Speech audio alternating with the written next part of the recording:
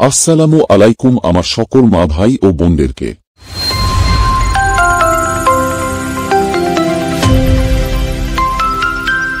বন্ধুরা, আমি আজকে নিয়ে এসেছি ওয়াকফ মানে কি, যেটার আজকাল খুব বেশি সোশ্যাল মিডিয়ায় চর্চা চলছে। আজ থেকে প্রায় 1450 বছর আগে, যখন আখেরি নবী অর্থাৎ হযরত মুহাম্মদ মুস্তাফা সাল্লাল্লাহু আলাইহি ওয়াসাল্লাম যখন দ্বীনে ইসলামের প্রচার করতে লাগলেন, অর্থাৎ দ্বীনে ইসলামের দাওয়াত দেওয়া শুরু করলেন, তখন ওই সময়ের মুসলমান যাহারা দ্বীনে ইসলাম কবুল করেছিলেন তাহারা অনেক গরিব এবং বেশিরভাগ গোলাম ছিলেন। দেখা যায় তো তাহাদের মধ্যে খুব কম মানুষ ছিলেন যাহাদের টাকা পয়সা বেশি ছিল। এরপরে যখন দ্বীনে ইসলামের মধ্যে মানুষের সংখ্যা যখন বাড়তে লাগল, তখন টাকা পয়সা জায়গা জমিনের প্রয়োজনও বাড়তে লাগল। আর আমাদের ইসলাম ধর্মের মধ্যে দান খয়রাত করা অনেক বেশি মর্যাদার কাজ, আর এইভাবে দান খয়রাত করলে সওয়াবও বেশি পাওয়া যায়। আর সেই জন্য ওই সময় কিছু সংখ্যক সাহাবী ছিলেন যাহাদের কাছে কিছু পরিমাণে ধন দৌলত এবং টাকা পয়সা ছিল, আর ওনারা ওই মুসলমানগুলোর পাশে দাঁড়ালেন যাহারা খুব বেশি অসহায় এবং গরিব ছিলেন, আর তাহাদেরকে টাকা পয়সা দিয়ে সাহায্য করতে শুরু করলেন। স্পেশালি যাহারা খুব বেশি ধনী সাহাবী ছিলেন তাহারা ওই মুসলমানগুলোকে জমিন জায়গা এবং অন্যান্য প্রয়োজনীয় বস্তু দিয়ে সাহায্য করা শুরু করে দিলেন। আর এই দান করা জমিন জায়গার মধ্যে বিশেষ করে 3টি কাজের জন্য ইস্তেমাল করা হতো। নম্বর 1, প্রথম কাজ হল ধর্মীয় কাজ, অর্থাৎ মসজিদ বানানোর জন্য ইস্তেমাল করা হতো। নম্বর 2, দ্বিতীয় কাজ করা হতো এডুকেশন, অর্থাৎ মুসলমান বাচ্চারার জন্য তালিম শিকার জায়গা, অর্থাৎ মাদ্রাসা বানানো হতো। নম্বর 3, আর তৃতীয় কাজ হল যে সকল অসহায় মানুষ থাকে তাহাদেরকে দান খয়রাত করা। আর এই সমস্ত প্রসেসকে বলা হতো ওয়াকফ করে দেওয়া। অর্থাৎ সোজা ভাষায় যদি আমরা এটাকে বুঝার চেষ্টা করি, এর মানে হচ্ছে যেমন ধরে নাও অমুক মানুষ তার সমস্ত জায়গা জমিন আল্লাহর রাস্তায় ওয়াকফ করে দিয়েছে, এই হচ্ছে এটার মানে। নবী করিম সাল্লাল্লাহু আলাইহি ওয়াসাল্লামের পরে খিলাফতে রাশিদা সময়, উনার পরে সালতানাতে বনু উমাইয়া আর সালতানাতে বনু আব্বাস এর সময়েও আস্তে আস্তে যখন পৃথিবীর সকল এলাকার মধ্যে ইসলাম ধর্ম বাড়তে লাগল, তখন সেই সব জায়গার মধ্যে ওয়াকফের এই প্রসেসিংটাও ফলো করতে লাগলেন। এরপরে স্পেশালি লাস্ট সবচেয়ে বড় যে খিলাফত ছিল, অর্থাৎ খিলাফতে উসমানিয়া, খিলাফতে উসমানিয়ার সময়েও ওয়াকফ খুব বেশি করতেন। এই খেলাফতের হুকুমতও মোটামুটি পুরা পৃথিবীর মধ্যে ছিল, আর পৃথিবীর সমস্ত এলাকার মধ্যে মোটামুটি ওয়াকফের জমিন জায়গা বেশিরভাগ ওই জায়গার মধ্যে ছিল। উসমানীরা ওয়াকফের এই সিস্টেমটাকে খুব বেশি গুরুত্ব দিতেন, আর ওই সময় একটা রুলসও বানিয়েছিল যে ওয়াকফ করা এই সমস্ত জমিনের খুব ভালো করে ম্যানেজ করে নেওয়ার জন্য। আর এই সবগুলোর যেসব আয় ইনকাম হতো, এই সবগুলো দিয়ে মসজিদের এবং মাদ্রাসার এবং বাকি যেগুলো ধর্মীয় কাজ হতো সেইগুলোকে মেইনটেনেন্স করা হতো। আর পৃথিবীর বাকি যেসব এলাকার মতো হিন্দুস্তানেও ইসলাম ধর্ম আসলো। আর খাস করে এখানে 1300 শতাব্দীর শুরুতে যখন মুসলমান খিলাফত আরম্ভ হতে লাগল, তখন ওয়াকফের এই সিস্টেমটা ইন্ডিয়াতেও এলো। ইতিহাসের এভিডেন্স মতো বোঝা যায় যে হিন্দুস্তানে মুসলমানের খেলাফত একদম শুরুজাদির সময়ই মুসলিম রুলার্স অথবা অনেকগুলো ধনী মুসলমান নিজের জমি জায়গা ওয়াকফ করতে লাগলেন। সেই জন্য চলে যাওয়া প্রত্যেক দিনের সময়ের সাথে ইন্ডিয়াতেও ওয়াকফের এই সিস্টেমটা অনেক বেশি আয় উন্নতি করতে শুরু করল। আর স্পেশালি মুঘল এম্পায়ারের সময় খুব বেশি উন্নতির পথে ছিল, আর ইংরেজের সময়কালে এটা বাড়তে গেল। আর এই জমিন জায়গার এরিয়াগুলো বাড়তে বাড়তে অনেক বেশি হতে লাগল। তখন এটাকে ম্যানেজ করার জন্য অনেক সময়ের সাথে এটাকে রিফর্ম করতে হল। এটার মিসাল হল 1913 ইংরেজের সময়কালে ওয়াকফ ভ্যালিডেটিং অ্যাক্ট নিয়ে আসা হয়েছিল। এইটার ইরাদা ছিল জমিন জায়গাগুলোকে রেগুলেট করা আর এটার হেফাজত করা। যখন ভারত আজাদ হয়ে গেল, আর এই নতুন ভারতের মধ্যে ইন্ডিয়ান মুসলমানের জন্য 1956-তে আরও একবার ওয়াকফ অ্যাক্টকে ইন্ট্রোডিউস করা হয়েছিল, যেটার মেইন উদ্দেশ্য ছিল যেসব সম্পত্তি ছিল সেই সব সম্পত্তির হেফাজত করা আর এটাকে সহি তরিকায় ম্যানেজ করা। আবারও এটার পরে এটাও বলতে পারেন যে লাস্টবারের মতো সন 1995-তে এইটার মধ্যে অনেকগুলো বদলাও করেছিল, আর 1995 এর কায়দা কানুন মতো এখন পর্যন্ত ওয়াকফ বোর্ড চলে আসছিল। আর এখন আপনাদের মধ্যে অনেক মানুষের মনে একটা প্রশ্ন আসতে পারে যে ওয়াকফ বোর্ড কি এত পুরানা, মানে হাজার হাজার বছর পুরানা? তাহলে তো এটার মধ্যে অনেক অনেক বেশি জায়গা জমি এবং টাকা পয়সা থাকবে। হ্যাঁ, নিশ্চয়, তাহলে আপনারা ঠিক ভাবছেন। ওয়াকফের সত্যি এতটুক সম্পত্তি আছে যে ইন্ডিয়া রেলওয়ে আর আর্মির পরে একমাত্র ওয়াকফ বোর্ডই 3 নম্বর সবচেয়ে বড় ল্যান্ড ওনার মানা যায়। অর্থাৎ আর্মি আর রেলওয়ের পরে সমস্ত ইন্ডিয়ার মাঝে একমাত্র ওয়াকফ বোর্ডের কাছে সবথেকে বেশি জায়গা জমিন আছে। কিন্তু বন্ধুরা, গত কিছুদিন ধরে এই ওয়াকফ বোর্ড ইন্ডিয়ার মধ্যে অনেক বেশি চর্চায় আসছে। ইউটিউবে, ফেসবুকে, টিভি চ্যানেলের নিউজের মাঝেও দেখতে পাওয়া যায়। সবদিকে শুধুমাত্র ওয়াকফ বোর্ডের চর্চা শোনা যায়। আর এটার কারণ হচ্ছে গত অগাস্ট মাসের 8 তারিখের দিনে বর্তমানের বিজেপি গভর্নমেন্টের পার্লামেন্টের ভিতরে ওয়াকফ বোর্ডের রিলেটেড একটা বিল নিয়ে এসেছিল। এটার কারণ হল ওয়াকফ বোর্ডের ভিতরে কিছুগুলো পরিবর্তন করার জন্য। বিজেপির কথা মতো এই সিস্টেম করাপ্ট হয়ে গেছে, আর ওরা শুধু এই ওয়াকফের মধ্যে ভালো পরিবর্তন করতে চায়। কিন্তু এটার উল্টা বাকি যেগুলো অপোজিশন পার্টির লিডার রয়েছে, যেমন ধরো নাও কংগ্রেস পার্টি এবং সমাজবাদী পার্টি এবং মশুর মুসলিম লিডার আসাদুদ্দিন ওয়াইসি, ওনারা সবাই এই বিলটা দেখে আশ্চর্য হয়ে গেলেন। এরপরে নীতিশ কুমারের যে পার্টি, যেটার দ্বারা বিজেপির সরকার গঠন হয়েছে, সেই পার্টিটাও ওই বিলের বিরুদ্ধে ছিল। এরপরে মেজরিটি না রাখার কারণে এই বিলটা পাস হয় না। কিন্তু এরপরেও বিজেপি হার মানল না, আর ওইদিন এই বিলটাকে জয়েন্ট পার্লামেন্টারি কমিটির কাছে পাঠিয়ে দেওয়া হল। আর এখনও এই অ্যামেন্ডমেন্ট বিলের উপর কাজ চলছে। হয়তো ফিউচারে এই বিলটা পাস হয়ে যেতেও পারে, আর এটাও হতে পারে ফিউচার এই বিলটা পাস না হতেও পারে। কিন্তু এখন প্রশ্ন হল এইটা যে বিজেপি এই ওয়াকফ বিলের ভিতর এমন কি বদলে দিতে চায়, যেটাকে দেখে পলিটিক্যাল পার্টি এবং এর থেকে বেশি ইন্ডিয়া তামাম মুসলমান হঠাৎ অ্যাক্টিভ হয়ে গেলেন। এটাকে বিস্তারিতভাবে জানার জন্য আমাদেরকে ওয়াকফ সিস্টেমের বুনিয়াদী কিছু কথা জানতে হবে। আর বন্ধুরা, ওয়াকফ কি এটা তো আমরা ইতিহাসের ব্যাকগ্রাউন্ডে জেনে গেছি, কিন্তু এরপরেও আপনাদেরকে আমি সহজ ভাষায় বুঝিয়ে দিচ্ছি।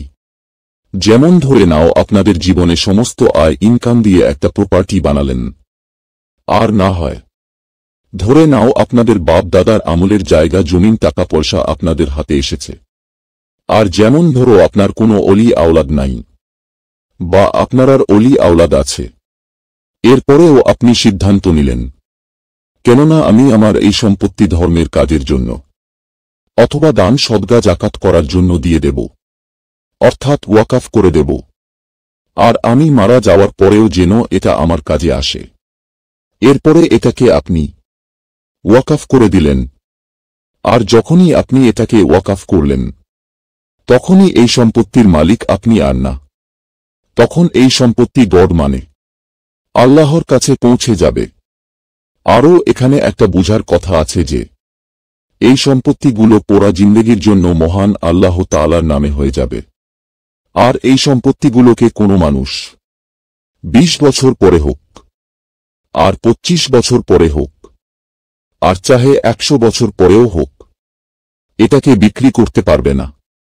আর ওয়াকফের এই সম্পত্তিগুলোকে ওই 3টি কাজের জন্য ইস্তেমাল করা হবে, যেটার কথা ভিডিওর শুরুতে আপনাদেরকে আমি বলে দিয়েছিলাম।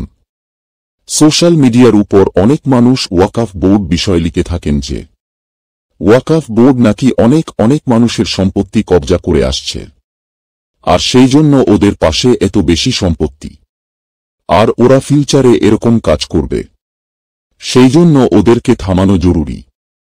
আর অনেক সিধা সাদা মুসলমান মানুষ সোশ্যাল মিডিয়ার এই ফেক পোস্টগুলোর উপর বিশ্বাস করে নেয়, কারণ এই পোস্টগুলোর ভিতরে উনাদেরকে এই কথাগুলো বলা হয় যে এই বোর্ডটা এমন একটা বোর্ড যেটার উপর গভর্নমেন্টেরও হুকুম চলে না, গভর্নমেন্টের কনস্টিটিউশন চলে না, নাকি কোর্টেরও হুকুম চলে, অর্থাৎ এটা ইন্ডিয়ার কনস্টিটিউশনেও চলে না, অর্থাৎ এটা শরিয়াতের দখলে আছে। আর এই সব জিনিসগুলো সম্পূর্ণভাবে ভুল আছে। আর বন্ধুরা, এখন যেই সব সম্পত্তি ওয়াকফ বোর্ডের কাছে আছে, এত বেশি জমি জায়গা আছে, এটার মেইন কারণ হল কোনো জায়গা জমিন যদি একবার ওয়াকফ করে দেওয়া হয় আর এটা চিরদিনের জন্য ওয়াকফ হয়ে যায়, আর এটাকে কোনোদিন বিক্রি করা যাবে না, আর এটাকে ভালো করে মেইনটেনেন্স করে এটার যে আয় ইনকাম, সেটাকে রিলিজিয়ান্স কামে অর্থাৎ ধর্মের কাজ কামে লাগানো হয়। এখন প্রশ্ন হল, গভর্নমেন্টের এটার ওপর হুকুম চলে না, তো আপনারা বলতে পারেন এটাকে আশ্চর্য ওর বিষয়। বর্তমান আমাদের দেশে 32টি ওয়াকফ বোর্ড আছে, অর্থাৎ এক এক স্টেটের এক একটা ওয়াকফ বোর্ড আছে। এটার মধ্যে শিয়া আর সুন্নির আলাদা আলাদা ওয়াকফ বোর্ড আছে।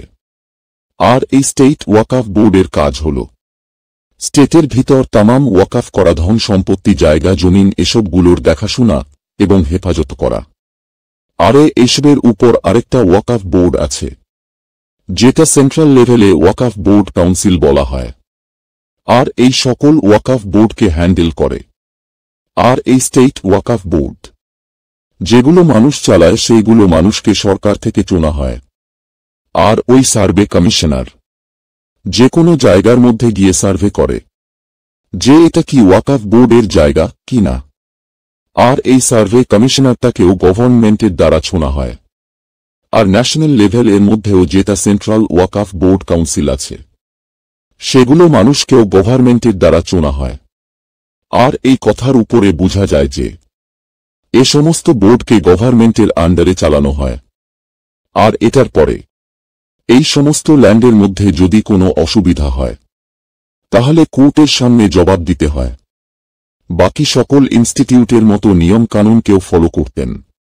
লাস্টে চেঞ্জের বিষয়ে কথা বলি তো, বর্তমানের গভর্নমেন্টের অ্যামেন্ডমেন্ট বিলে কি কি বদলে দিতে চায়, তো এটার মধ্যে প্রথম জিনিস হল এইটা, নতুন কানুনের মোতাবিক এই জিনিস কম্পালসারি, অর্থাৎ যে সেন্ট্রাল ওয়াকফ বোর্ড কাউন্সিল আছে এটার মধ্যে যতজন মানুষ বসে পুরা ওয়াকফকে যাহারা ম্যানেজ করেন, ওনাদের মধ্যে 2 জন মহিলাকে ম্যান্ডেটরি করা হচ্ছে, অর্থাৎ 2 জন মহিলা থাকা জরুরি হবে। এটার জন্য কোনো অপোজিশনের পার্টি অথবা কোনা মুসলিম অর্গানাইজেশন এটাকে মানা করছিলেন না। আর পুরানা কানুনের মধ্যেও এটার বিষয়ে কোনো মানা ছিল না। আর এই কথাগুলো আলাদা যে কোনো মহিলা বসবে কি না। আর এখন যখন ম্যান্ডেটরি হয়ে গেল, নিশ্চিন্তায় বসতে পারে। কিন্তু প্রবলেম যেটা হচ্ছে এর পরের জিনিসের উপরে, আর এই বোর্ডের আরেকটা নিয়ম বদলানো হচ্ছে। আর যেই টিমের মধ্যে 2 জন মহিলাকে বসানো হবে, ওই টিমের মধ্যে 2 জন নন মুসলিমকেও বসানো হবে। না অপোজিশন পার্টি নাকি অনেক মুসলিম অর্গানাইজেশন এর। এটাই প্রশ্ন হল, যখন ওয়াকফ বোর্ড মুসলমানের ধর্মে রিলেটিভ, আর এটি মুসলমানের প্রপার্টি, আর মুসলমান ধর্মের কাজকামের জন্য ইস্তেমাল করা হয়, তাহলে এই বোর্ডের মধ্যে নন মুসলিমের কি কাজ? আর যদি সত্যি বিজেপির এই বিলের বিষয় নিয়ে নেক ইরাদা থাকে, যেরকম ভাবে বলছে যে আমরা এরকম ভাবে ফয়সালা করে 1 লো 1 নেশন এর দিকে বেড়ে যেতে চাই, অর্থাৎ পুরা দেশের জন্য একটাই কানুন থাকবে, কোথাও কারো সাথে ভেদভাব করা হবে না, তাহলে বিজেপিকে এটাও করতে হবে। হিন্দু ধর্মের যে সবগুলো বোর্ড আছে সেগুলোর মধ্যে পরিবর্তন করে, যেসব বোর্ডের মধ্যে নন হিন্দু বসতে পারবে না। আশ্চর্যের বিষয় হল যে মন্দিরের এই তামাম বোর্ডগুলোর ভিতরে এমন কড়া নিয়ম লাগু করা আছে যে মুসলমান তো দূরের কথা, যেমন ধরে নাও শিখ, বৌদ্ধ ধর্ম আরও অনেকগুলো আছে যেসবকে একটা না একটা ভাবে হিন্দু ধর্মের মানুষ বুঝায়। এমনকি তারাও এই বোর্ডের মেম্বার হতে পারবে না। এটার পরে বিজেপি 1995 অ্যাক্ট থেকে সেকশন 40কে পরিবর্তন করছে। আর মনে রাখবেন যে এটা হল ওই সেকশন যেটার সাহায্যে ওয়াকফ যে কোনো সময় যে কোনো এলাকার মধ্যে গিয়ে জমিনের বিষয়ে ইনকোয়ারি করতে পারে যে এই জায়গাটা ওনাদের না অন্য কারো। এটার পরে আরেকটাও বড় প্রশ্ন উঠছে যে এই নতুন অ্যামেন্ডমেন্ট বিলের সাহায্যে সরকার কালেক্টরকে পোড়া পাওয়ার দিচ্ছে, মানে যে সবগুলো কাজ ছাড়বে কমিশনার করত সেই সব কাজ কালেক্টর করবে। কিন্তু এখন প্রশ্ন হচ্ছে এটা, যদি কোনো জমিনের বিষয় সরকার আর ওয়াকফ বোর্ডের মতামত না মিলে যেরকমভাবে অনেক জায়গায় চলছে, তাহলে কি সরকারের আন্ডারে থাকা এই কালেক্টর এই জায়গার ফয়সালা করতে পারবে যে এটা সরকারের না ওয়াকফ বোর্ডের? তাহলে কি সত্যি সত্যি সময় আসার পর একটা সরকারি অফিসার সরকারের বিরুদ্ধে কোনো অ্যাকশন নিতে পারবে? আর এই সবগুলো থেকে সবচেয়ে বড় আরও একটা সমস্যা ডিজিটাল রেজিস্ট্রেশনকে নিয়ে। সমস্যা হচ্ছে এটা, যদি এই বিলটা ফাঁস হয়ে যায় তাহলে এই নতুন বিলের নিয়ম অনুযায়ী যে কোনো জমি জায়গা যদি ওয়াকফ করা হয় তাহলে এগুলো ডিজিটাল রেজিস্ট্রেশন করতে হবে। কিন্তু এটার মধ্যে কোনো প্রবলেম নেই, কিন্তু ম্যাটার ভিতরে গিয়ে ফেঁসে যায়। এটার ভিতরে আরও একটা নিয়ম করা হয়েছে যে 6 মাসের ভিতরে রেজিস্ট্রেশন করতে হবে। আর যদি 6 মাস পার হয়ে যায় আর এটার কাজ যদি শেষ না হয় তাহলে এটাকে ওয়াকফের সম্পত্তি মানা যাবে না, আর না কোনো কেস করতে পারবে, কেস করে এটার বিষয়ে লড়তেও পারবে না।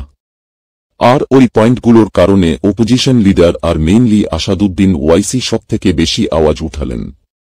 আর উনার কথা মতো এই পয়েন্টের উপরে সবথেকে বেশি গলত কাজ করবে আর ওয়াকফ বোর্ডের সম্পত্তি চিনে নেওয়া হবে। দলিল এটা দেওয়া হয়েছে যে ইন্ডিয়ার ভিতরে বর্তমান যে অবস্থা, গাঁও গলি তো ছেড়ে দাও, শহরের মতো এলাকায়ও 6 মাসের ভিতরে ওইটা রেজিস্ট্রেশন করা সম্ভব হবে না। আর আপনাদের মধ্যে অনেকগুলো মানুষের অলরেডি জানা আছে যে অনারশিপ এক জায়গা থেকে অন্য জায়গায় ট্রান্সফার করা তাহলে কত নাম্বার প্রসেসিংকে ফলো করতে হয়। আর এরই মধ্যে যে কোনো একটা ডকুমেন্টস যদি মিস হয়ে যায় বা অন্য কোনো মামলা যদি সামনে এসে যায় তাহলে তো আর কোনো আশা থাকবে না। তো বন্ধুরা, এই হচ্ছে ওয়াকফ বোর্ডের নিয়ম কানুন। আর ওইটার কারণ হচ্ছে বর্তমান সোশ্যাল মিডিয়া যেসবগুলো কথাবার্তার চর্চা চলছে, এই হচ্ছে মূল কারণ। তো বন্ধুরা, আশা করি আমার এই ভিডিওটা বুঝতে পেরেছেন। আর ভিডিওটা যদি ভালো লাগে ভিডিওটাকে শেয়ার করে আমার চ্যানেলটাকে সাবস্ক্রাইব করে দেবেন। ধন্যবাদ, দেখা হবে আরেকটা নতুন ভিডিওতে। ততক্ষণ পর্যন্ত ভালো থাকবেন, সুস্থ থাকবেন।